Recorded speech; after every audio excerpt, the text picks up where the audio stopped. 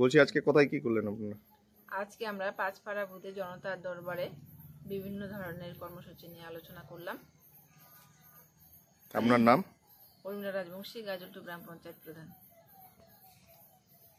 কি কি আলোচনা করলেন?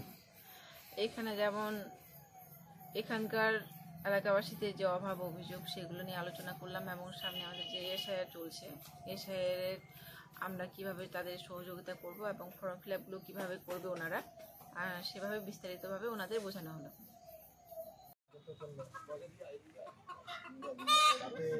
ওই বামফ্রন্ট সরকার তো যা করেছিল কিন্তু আমাদের বর্তমান সরকার মানে এমনভাবে মারছে, মানে এদিকেও মারছে ওদিকেও মারছে। এখন বর্তমান সরকারের সাথে ধরতে গেলে তো সুপ্রিম তো আর পারবে না।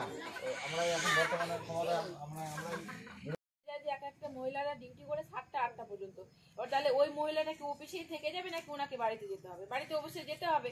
তাহলে সেক্ষেত্রে তো রাত্রে যে মহিলারা যাবে না, তাহলে সেটা তো না, মহিলাদেরও তো পেট আছে, তাদেরও তো কাজকর্ম করেই খেতে হবে। এবার উনি যে ভাষায় কথাটা বলেছেন যে রাত 8টার পর বেরোনো যাবে না, সেটা তো উনার ভুল। কারণ আমরা মহিলাদের যদি সুরক্ষিত না হয় তাহলে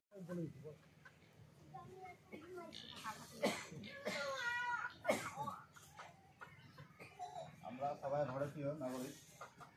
আমরা এতদিন যা দেখে আসলাম পঁয়ত্রিশ বছর